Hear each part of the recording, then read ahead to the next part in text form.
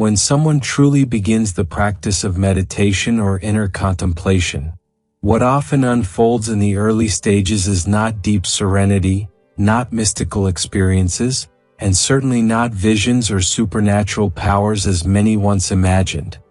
Instead, something far more subtle begins to reveal itself, a change so delicate that most people would normally overlook it entirely.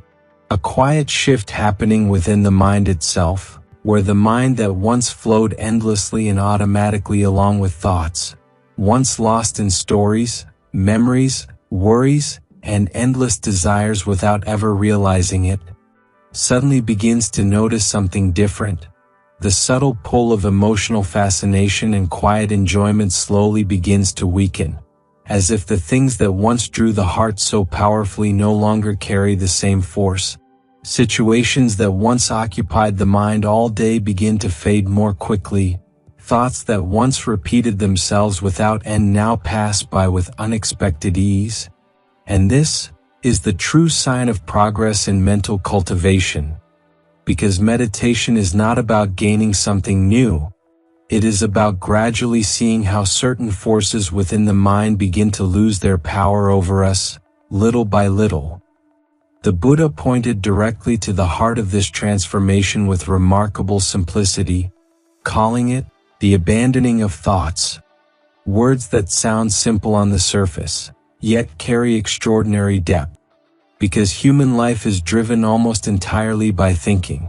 We think to solve problems, we think to plan the future, we think to defend and preserve our sense of self. Yet from the perspective of meditation, this vast stream of thinking itself becomes the very fuel that causes the mind to settle into attachment, to cling, and to continuously recreate the cycle of suffering without end. The Buddha therefore taught that whenever the mind no longer thinks about anything, no longer fabricates or constructs mental formations, and no longer settles or plants itself into any emotional object, that experience cannot become a landing place for consciousness. And when consciousness finds no ground upon which to rest, it cannot grow, nor continue the cycle of becoming and rebirth. This may sound like a profound or advanced teaching. Yet in actual practice it begins with something incredibly ordinary, simply recognizing that in this very moment, we are thinking, and gently setting the thought down, without continuing the story, without resisting it, without pushing it away, merely choosing not to follow it further, like stopping the act of adding firewood into an already burning flame. And of course, abandoning thought does not mean forcing the mind into unnatural emptiness, because when the mind has no refuge, it immediately struggles and runs back toward thinking again. For this reason, the Buddha provided a resting place for the mind, known as mindfulness of the body. Whether one is sitting in meditation, walking in contemplation, standing, or even sitting quietly doing nothing at all, we simply use this body as an anchor, like the anchor of a boat that prevents the mind from drifting along the currents of thought. And the body referred to here is nothing complicated. It may be as simple as feeling the weight of the body touching the ground, the sensations of heaviness, tension, or movement, the qualities of the earth element itself, or gently knowing the natural rhythm of the breath moving in and out, the element of air that has never once ceased its work. Simply knowing the in-breath, simply knowing the out-breath, without controlling it, without trying to make it special. And as this is practiced again and again, something subtle begins to unfold. The atmosphere within the mind gradually changes, urgency begins to soften, the urge to think diminishes without force, as if the mind has finally discovered a place of safety, a space where it no longer needs to chase after anything at all. From this point onward, meditation gradually transforms from the effort of trying to concentrate into the quiet process of learning the true nature of the mind. Because once the mind is able to rest steadily with the body, we begin to see that thoughts arise on their own and fade away on their own. Emotions come and then pass, Every feeling appears only temporarily, never lasting as we once assumed.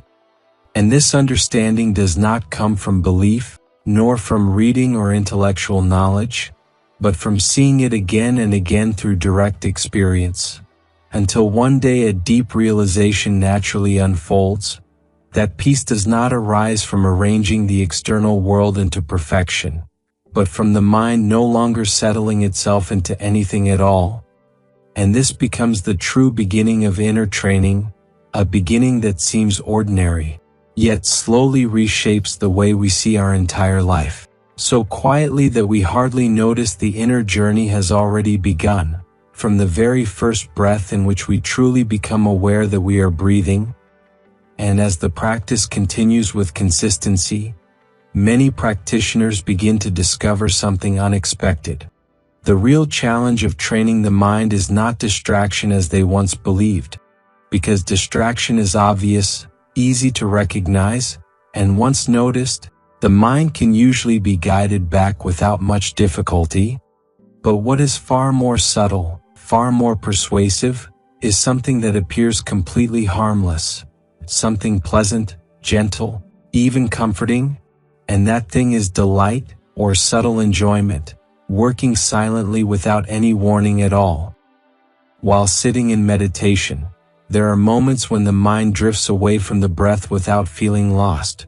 Instead, it feels comfortable, absorbed, quietly satisfied, flowing softly into stories or sensations, until returning to the present moment no longer feels appealing at all.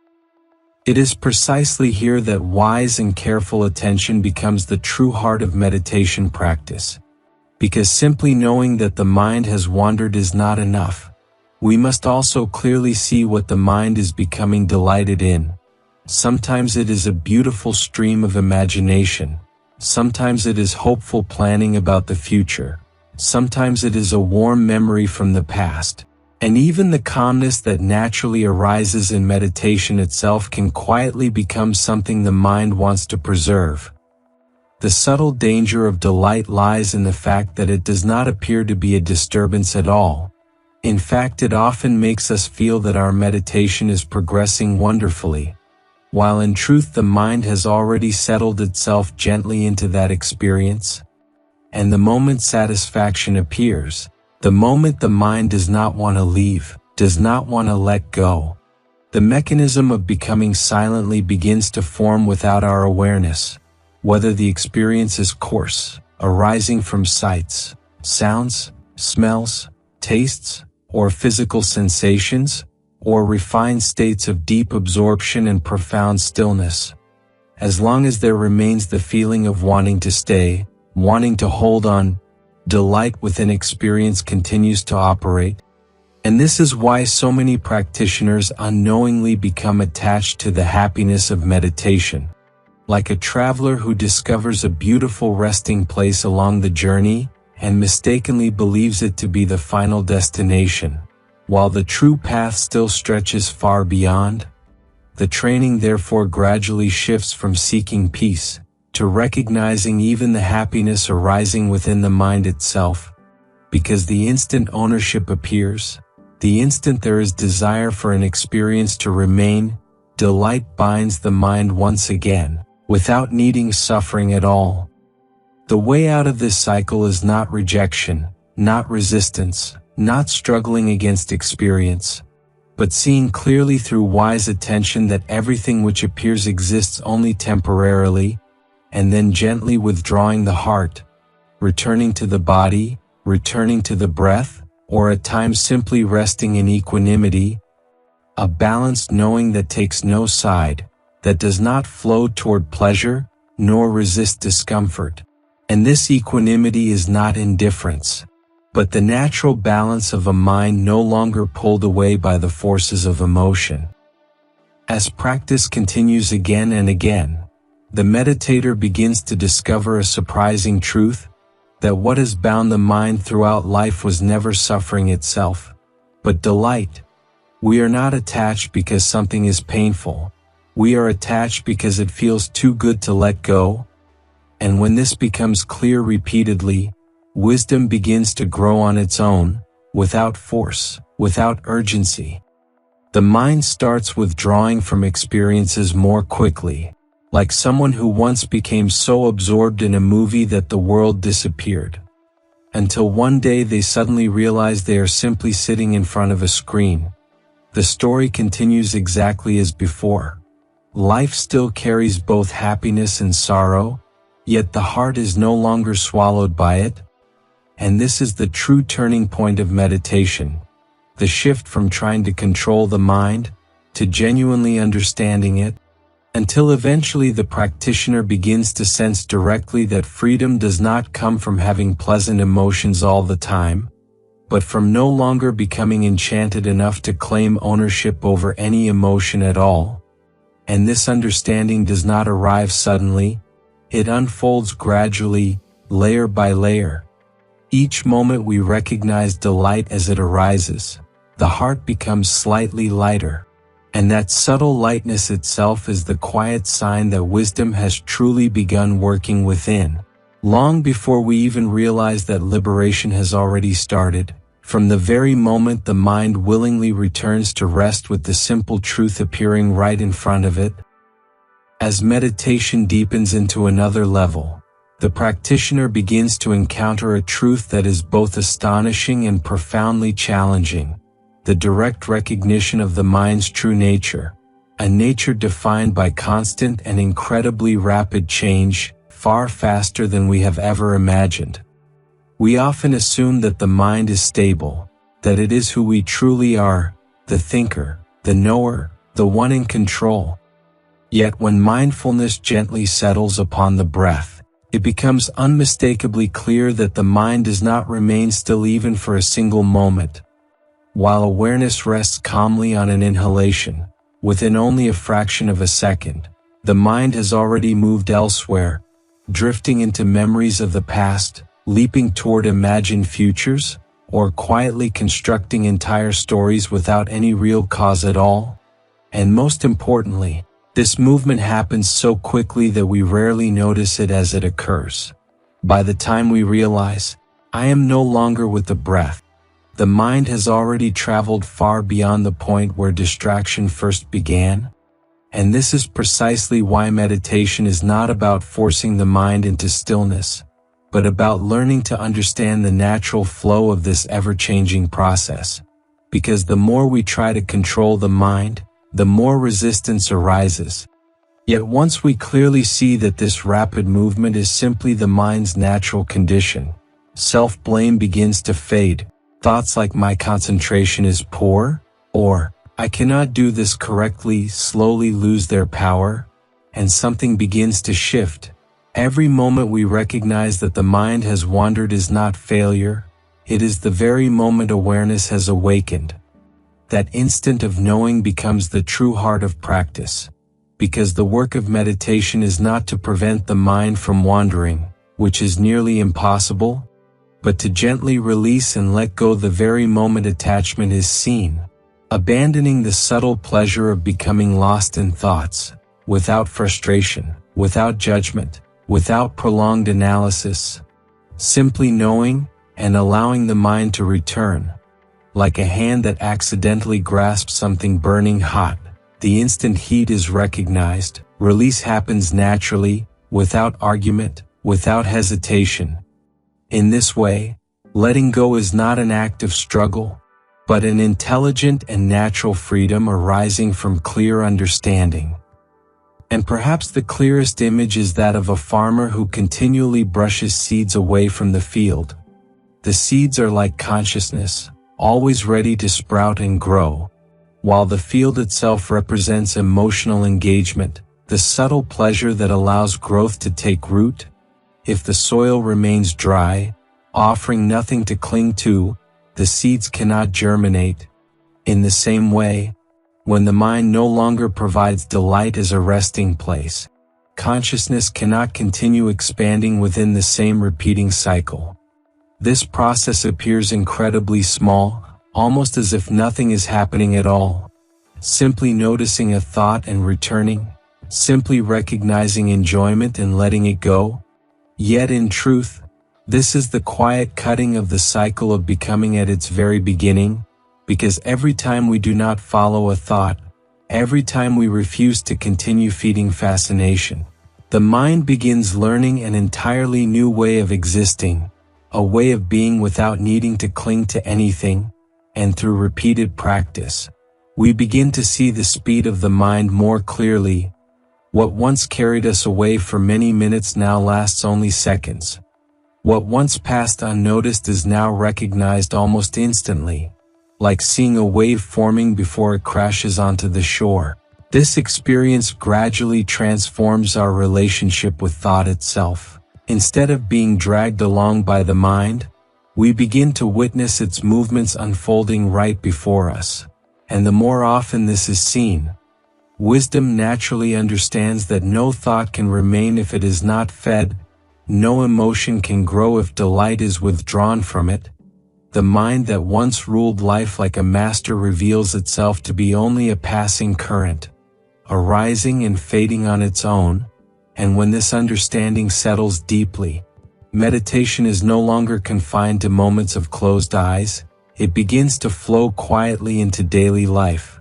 While walking, while speaking, while working, we start to notice the mind constantly shifting direction, and simply recognizing and releasing again and again, like stopping each domino before it can topple into the next, until one day it becomes clear that peace does not arise from forcing the mind to stop thinking, but from no longer needing to run after what the mind creates.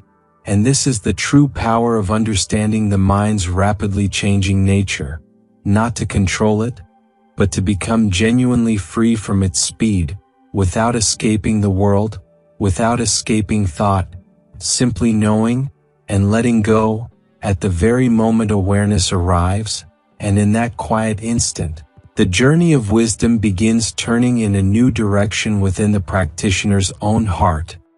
And as meditation deepens further, until the mind gains a steady foundation, the practitioner begins to encounter an understanding that is at once the simplest and the most profound, the direct seeing of what is called non-self, not as a philosophical idea, not as something to believe, but as a truth gradually revealed through direct experience. Just as the Blessed One once illustrated, if someone were to enter a forest, gather branches, leaves, and fallen wood into a pile, and burn them, we would feel no pain, no sense of loss, because we clearly know, none of it is us, and none of it ever belonged to us.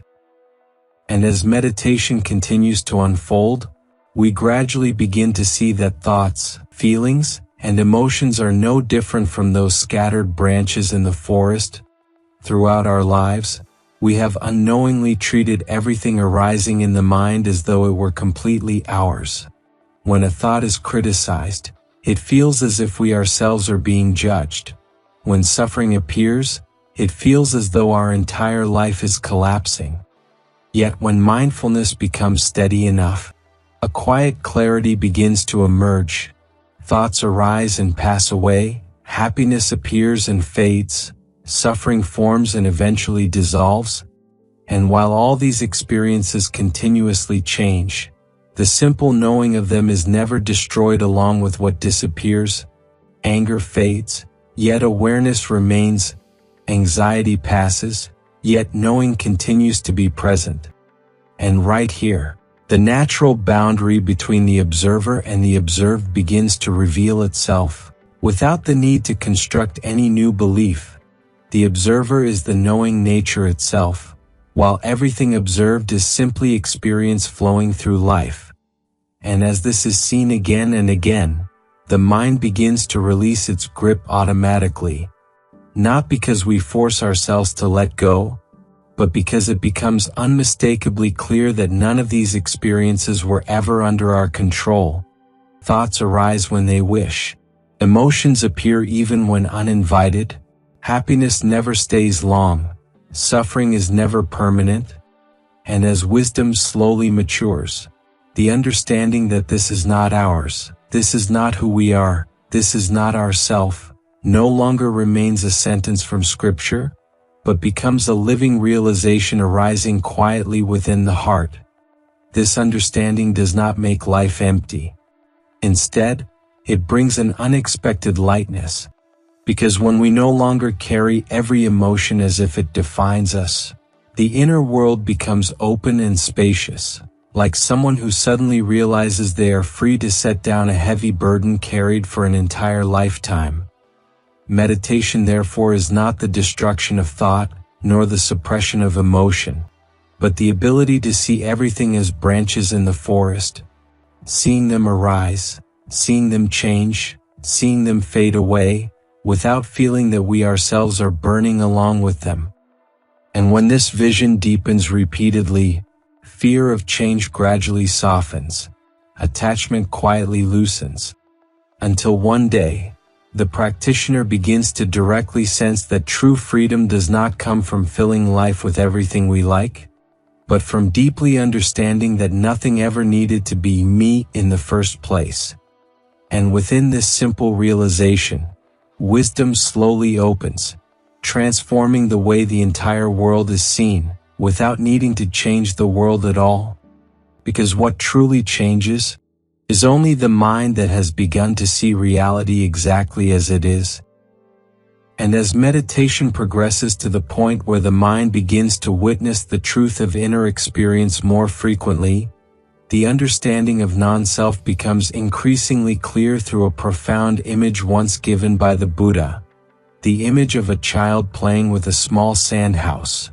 A child carefully builds a sandcastle with great attention, shaping it with pride and delight. In the child's eyes, it holds value. It feels like an entire world. If someone were to step on it and destroy it, the child would cry, struggling to protect it with all their strength. Because in that moment, the child truly believes it is the most important thing in life. Yet what is deeply worth reflecting upon is this: no one needs to teach the child how to let go, because the very moment satisfaction fades, when boredom arises or a new toy appears, the same child who once protected it so fiercely simply sweeps the sand house away with their own hands, effortlessly, without even the slightest regret. The house does not disappear through force. Its meaning simply dissolves when attachment is no longer present. And this is precisely the image of our own lives, unknowingly playing with the small house of the 5 aggregates each day. The physical body becomes the house we constantly try to maintain. Feelings become the colors of pleasure and pain we decorate it with. Perception becomes memory repeating again and again that this is who I am. Mental formations endlessly repair and reshape the story to make it feel real. And consciousness becomes the awareness that gives the sand house the illusion of life. And so we protect it, compare it, compete through it, and fear its loss. Even though in truth, all of it is merely conditioned phenomena, things assembled through causes and conditions, already dissolving moment by moment, like a sand house slowly worn away by wind and waves without ever stopping. Meditation does not force us to destroy the house immediately, nor does it demand that we abandon life or relationships. Instead, it gently opens our eyes to reality, revealing that no matter how carefully we maintain it, the body must age, feelings must change, perceptions inevitably distort, mental formations constantly shift, and consciousness itself arises and passes away without interruption. When this truth is seen again and again, the mind begins to enter a state of quiet disenchantment, a calm weariness filled with clarity and wisdom. Not despair, but an awakening from the long illusion that once drove us to endlessly chase the same patterns of experience. From there, craving and fascination gradually loosen, transforming into dispassion. The heart does not force itself to let go. It simply loses its enchantment naturally, like a child who has grown beyond the ability to be absorbed in the same sand house as before. And when this fading of attachment fully matures, a natural releasing begins to occur on its own. The hand that once grasped tightly relaxes without effort. Outwardly, Life continues as it always has. We still work, still speak, still laugh, still love the people around us. Yet inwardly something has changed in silence. From one who constantly protects the sand house, to one who clearly understands it is only sand temporarily gathered together. When waves arrive there is no panic. When it collapses there is no sense that the self has been destroyed. And when the heart no longer needs to defend imagined structures all the time, the life energy once drained by fear, possessiveness, and anxiety slowly returns, becoming a strangely stable lightness within. And meditation then begins to move into an even deeper phase.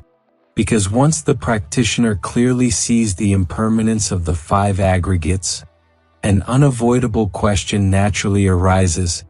Even the mind that knows these experiences, is it also subject to change? At first, there may still seem to be a stable observer within, like a center of life itself. But as mindfulness and wisdom grow increasingly refined, it becomes clear that even the sense of being the knower appears and disappears. Sometimes vivid, sometimes faint, sometimes steady, sometimes completely absent. The mind once believed to be the owner of experience reveals itself as merely another process, continuously arising and passing away. And at this very point, the inner journey changes direction entirely, from trying to make experience calmer, better, or more extraordinary, toward seeking that which lies beyond arising and passing. Because once it is deeply seen that everything which appears must inevitably change, the heart begins to incline toward the realization of the unconditioned, a nature that is not created, not fabricated, not a meditative state, not an imagined emptiness, but a peace that requires no maintenance, no control, and carries no fear of loss. This realization does not arise from forcing effort upon the world, but from continuously releasing fascination with the five aggregates, until the mind no longer runs in search of anything to cling to. This is why the Buddha consistently emphasized that liberation is not a matter of intellectual understanding, but of continual cultivation, of practicing again and again until insight becomes lived reality, because the view of self cannot dissolve through thinking or analysis alone. No matter how deeply one understands the teachings, if the arising and passing of experience has not been directly seen, attachment will always remain hidden beneath the surface. Walking meditation, seated meditation, returning awareness to the body throughout daily life, and wise reflection all serve as ways of repeatedly turning the compass of the mind back toward truth, instead of allowing it to drift into stories and imagination. When practiced continuously, the long-held belief that there is a self within every experience gradually begins to loosen, until one day it becomes unmistakably clear. The body is aging, feelings are constantly changing, memories are fading, thoughts are shifting, consciousness itself is arising and passing away, yet that which knows these changes does not arise or collapse along with them. And when this understanding takes root deeply, the practitioner no longer feels that the self dies with the body, nor fears the cessation of consciousness, because there is no longer the mistaken belief that these processes were ever a true identity. Freedom therefore does not wait beyond death. It begins to reveal itself while life is still being lived, a lightness born from no longer carrying what is endlessly changing. And here the meaning of true release becomes real. Not an escape from the world, not the abandonment of life, but a freedom from suffering while still living within the very same world. The practitioner still laughs, still works, still loves, still encounters life as anyone else would, yet inwardly remains steady, peaceful, and unmoved by the endless current of arising and passing. And in the end, one comes to understand directly that meditation is not about becoming someone new, nor about gaining something extraordinary, but about gently removing layer after layer of what was never real, until only a natural state remains, one that no longer struggles, no longer seeks, and no longer fears loss. A peace that represents the deepest freedom a human being can realize, through seeing the truth of life clearly, with an awakened mind, by one's own direct knowing alone. Thank you for staying with us until the very end. If you enjoyed this kind of content, don't forget to like, share, and subscribe, and join us as we continue the journey through many more stories together in the next episode.